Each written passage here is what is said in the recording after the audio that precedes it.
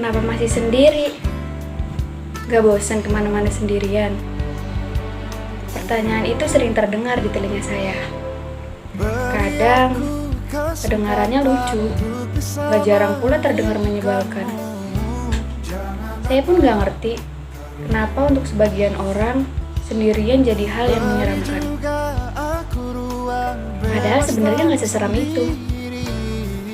Ya memang, kadang gak bisa bohong juga kalau saya suka iri sama sahabat-sahabat saya yang sudah punya pacar. Apalagi yang sudah berpacaran bertahun-tahun. Bahkan ada yang pacaran sampai 8 tahun. Belum lagi ada dari mereka yang bisa pacaran dan tahan menghadapi orang yang sebenarnya kalau kita tahu itu lebih baik gak dipertahankan. Entah apa rahasianya, saya juga nggak tahu. Saya tahu kok, nggak ada orang yang benar-benar mau sendirian. Ya karena kalau bisa berdua, kenapa sendiri? Saya mengerti betul kalimat itu. Tapi untuk sebagian orang yang berteman dengan waktu, ada beberapa momen yang memang lebih baik dilewati dengan seorang diri.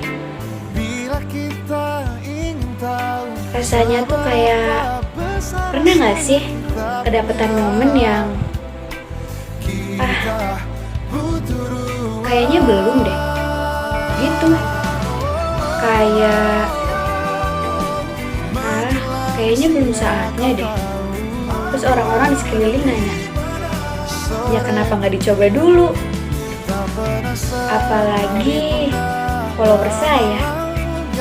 Kalau dulu yang nanya kayak gitu cuman ibu saya dan sahabat-sahabat saya, sekarang yang ikut-ikutan nanya tuh followers saya. Paus, kapan punya pacar? Kenapa gak nyoba dulu?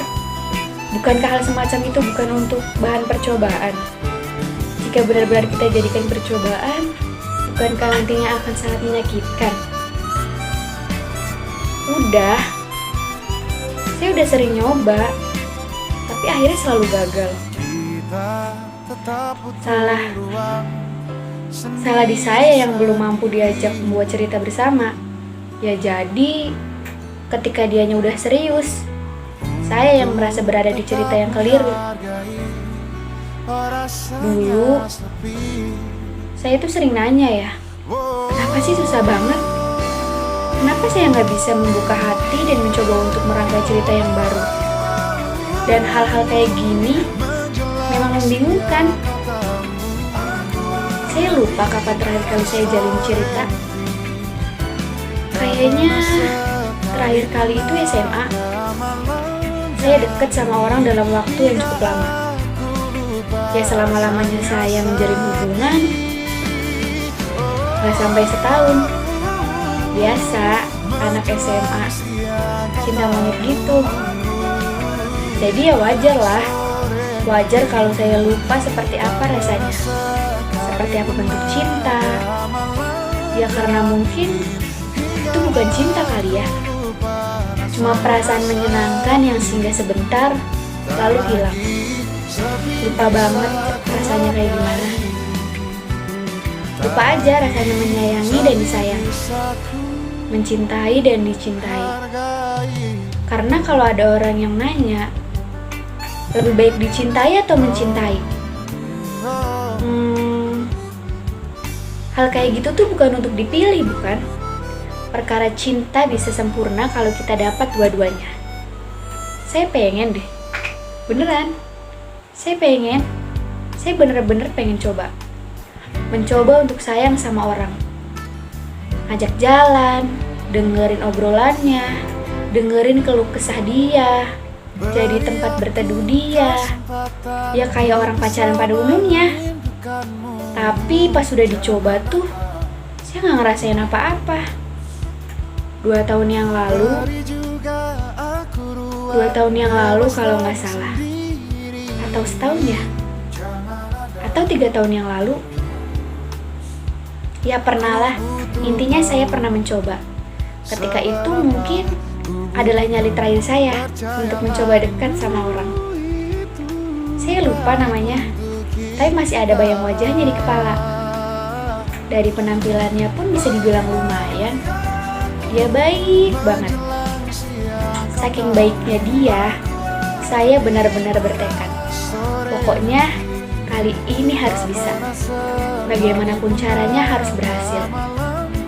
Dan setelah dekat selama setahun, hasilnya tetap nggak ada. Ini mungkin judulnya kayak kutukan setahunnya sana. Dan ketika dia ngajak saya buat serius, menawarkan saya masa depan yang terlalu cepat, justru saya malah mundur. Saya melangkah ke belakang dengan langkah yang begitu jauh. Cerita itu harus disudahi sebelum saya menyakitinya lebih dalam lagi. Dia sempat meminta saya untuk gak nyerah dulu. Tapi saya merasa sebesar apapun usaha saya, perasaan punya kemampuannya sendiri. Dia gak bisa direncanakan untuk kepada siapa kita harus jatuh cinta. Gak bisa juga dipaksa bertekad untuk berkomitmen pada sebuah titik. Kan seseorang pernah bilang, when you know, you know. Ya, perasaan ini ternyata bukan buat dia. Ya, sempurna buat kita belum tentu tepat buat kita juga kan. Jadi ini kenapa saya masih sendiri. Saya cuma ngerasa belum waktunya untuk jalin cerita dengan siapapun. Saya masih nyaman aja dengan keadaan kayak gini. Walau kadang, saya hanya takut terlalu nyaman dengan keadaan kayak gini. Saya tahu ini gak baik. Saya tahu hal kayak gini harus segera disudahi. Tapi saya percaya yang terbaik akan datang di waktu yang baik pula. Selama saya terus memperbaiki diri, fokus meraih mimpi, gak nyusahin orang lain, gak perlu nyakitin perasaan orang, ya pasti alam raya akan kirim yang sama juga. Oh ya teman, kita pasti tahu teori sederhana itu. Yang baik akan dapat yang baik juga. Well, sendirian memang gak baik, tapi sendirian jadi jalan terbaik untuk saat ini. Masih banyak mimpi yang belum tercapai, yang memaksa saya untuk menggunakan waktu dengan sebaik mungkin. Pasti tiba kok waktunya, dan itu pasti. Ya cuma mungkin bukan sekarang. Perasaan ini kan lebih kenal saya daripada saya mengenal diri saya sendiri. Jadi kayaknya nggak perlu ada yang dikhawatirkan ya. Sulit memang cari yang tepat. Sesulit buka hati untuk seseorang yang akan saya izinkan masuk ke dalam dunia saya. Yang susah menggambarkannya bagaimanapun karena dunia saya begitu kelam, rapuh, dan ya kamu gak perlu tahu, dan jangan coba-coba untuk cari tahu jawabannya. Tapi saya gak suka memaksakan sesuatu. Saya gak mau menyakiti siapapun, apalagi seseorang yang tulus menyayangi saya, tapi sayanya gak bisa balas apa-apa. Yang kayak gini tuh, hal yang kayak gini tuh kayak cerita dari tiap buku yang saya tulis. Iya, tiap cerita membutuhkan waktu terbaiknya. Saya cuma perlu menunggu, gak perlu dipaksain tulis sekarang. Menikmati segala prosesnya, menghargai kesendirian, agar ketika sudah dipertemukan, saya punya tujuan dan gak lagi kebingungan.